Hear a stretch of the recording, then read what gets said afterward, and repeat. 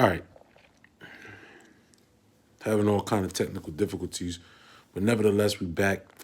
All right. Going into what the Church of Pergamos, all right, where Yahushua quoted where Satan's seat is. Okay. And we read here in the 12th chapter in the commentary of this Bible. It's a study Bible. I believe it's a Nelson's study Bible.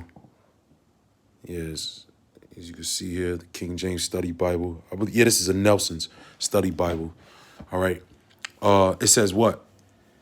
Shalom, the water.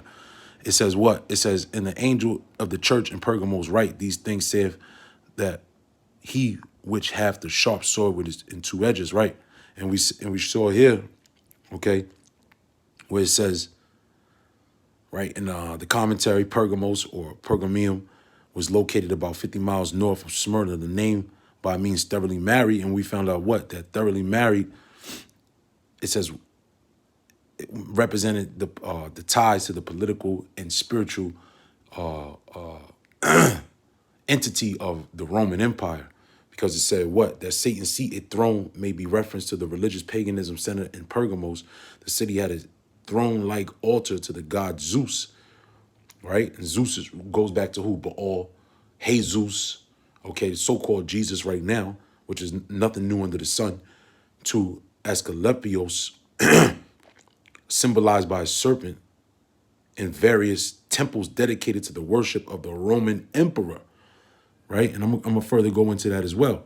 It says, the anointed here commends the church at Pergamos for remaining faithful in the midst of such satanic influence. You see, and again, we know that the Roman Empire goes back to who? Esau, Edom. Okay, Esau, Edom is the so-called white man, the Roman Greco Empire. Okay, now, furthermore, we went into that and we tackled that part. Oh, there's another point here I want to get where they go into the archaeological aspect of the situation, right? And then it says what? Pergamos, more commonly known as Pergamum, was situated about 50 miles due north of Smyrna, 15 miles from the Aegean Sea. It was the official capital of the Roman province of Asia. Even though Ephesus and Smyrna were more important commercially, the first temple of the imperial cult was built here in 29 BC. So this has heavy significance in the allegiance to the Roman Empire. And this is why Yahushua was calling it Satan's seat. That ties to what? The Roman Empire. Okay? Spiritually and physically. Why? Because it dedicated the same gods that the Roman Empire dedicated to. All right, made altars for them. All right, and then within the political influence that was facilitated as well from a capital standpoint, okay, from the city of Pergamos and those people there, obviously.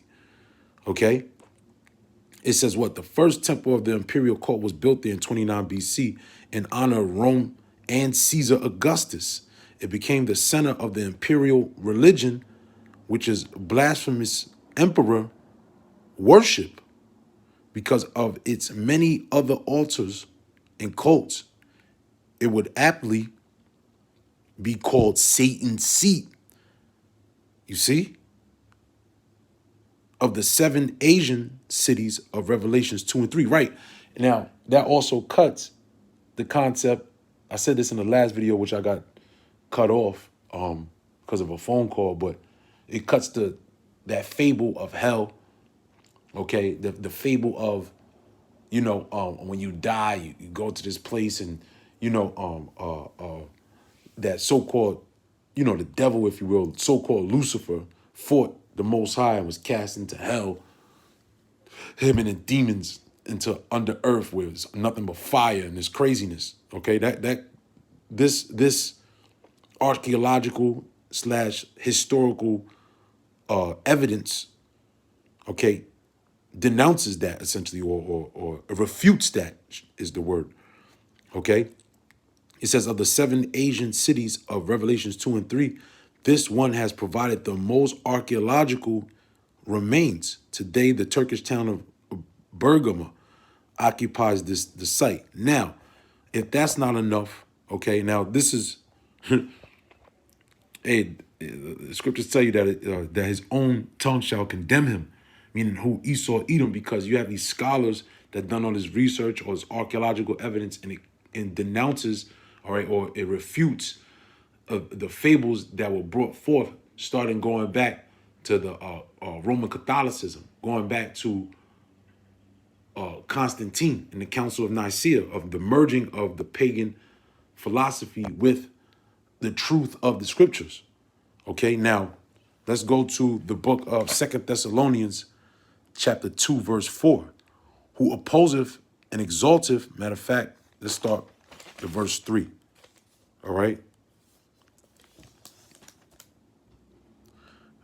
Right, it says, let no man deceive you by any means, for that day shall not come except they come a falling away first, and that man of sin be revealed, the son of perdition. Right, and if you understand what the man of sin is, all right, the scriptures call Esau the border of wickedness.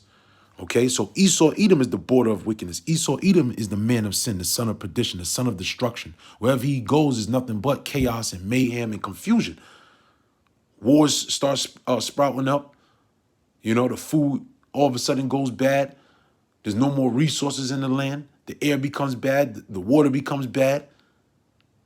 Okay? He's the son of perdition. It says, who opposes and exalteth himself above all that is called the Most High, or that is worshipped, so that he as the Most High sitteth in the temple of the Most High, showing himself that he is the Most High. Now, what you see here, it says what? The coin of Emperor Caligula, AD 37 and 41, 2 Thessalonians 2 and 4, may reference Roman emperors like Caligula and Domitian, who were worshipped as gods, as a type of the Antichrist of whom Paul warns. Right? So it's telling you that Paul is making reference to the Roman Empire. All right. And what else does it say? It says, remember ye not that when I was yet with you, I told you these things, and now ye know what withholdeth, that he might be revealed in his time. For the mystery of iniquity doeth already work. Only he who now letteth will let, until he be taken out of the way. And then shall the wicked be revealed, whom the Lord shall consume with the spirit of his mouth, and shall destroy with the brightness of his coming. Even him whose coming is after the working of Satan, with all power and signs and lying wonders. Right? Because even back during the time of the Roman Empire, the pagan Roman Empire, all right, there was many wonders and great achievements that the Roman Empire had accomplished, and it had the rest of the world behooved or dismayed. You know, but now we understand, going into Revelation, the 13th chapter, all right, that beast was hit with the deadly wound, which was the ancient Roman Empire, where it was revived. Right? Matter of fact, when you go there, what does it say in Revelation 13? All right, because this is showing you that this man is Satan. Okay? There's no ifs, and buts about it. Give me 1 second. Let's go to Revelation chapter 13. Give me 1 second. What did it say that this beast would do? Right? It says, because what?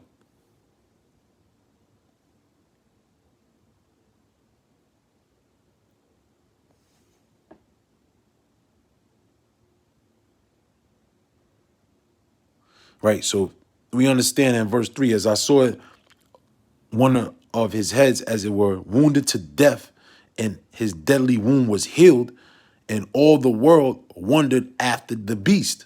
Right? So this is the new Roman Empire coming back. And when you jump, right, it says what? Verse 11, and I beheld another beast coming out of the earth, which is the same beast, but it's the Roman Empire revised, which is also known as America, right? And he had two horns like a lamb, and he spake as a dragon, and exercised all the power of the first beast before him, and causeth the earth and them which dwell therein to worship the first beast, whose deadly wound was healed. And he doeth great wonders, so that he maketh fire come down from heaven on the earth in the sight of men. The same thing is said in Second Thessalonians, the second chapter. All right, that Satan was going to come with what? Great lying wonders, man. All right, and deceiveth them that dwell on the earth by the means of those miracles which he had power to do, right, in the sight of the beast, saying to them that dwell on earth that they should make an image to the beast which had the wound by a sword and did live. All right, so this is showing you that all this ties in together as being, Satan essentially, man. All right, even the scholars, they even brought out how the coin of emperor, he exalted himself as being the most high. And Paul, when he made reference to Satan, he made reference to the Roman Empire being Satan as well.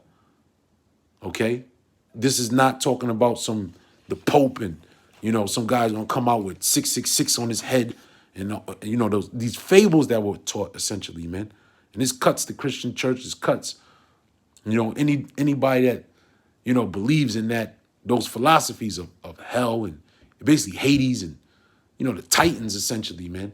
When you go into those Greek philosophies, all right, this is clearly talking about the Roman Empire, where Satan is being made reference, or the Roman Empire is being made reference as Satan in the scriptures. And that's pretty much the point, man. Call law Yahweh Ba'Shem Yahweh Shai Ba'Shem Kakodah. Shalom.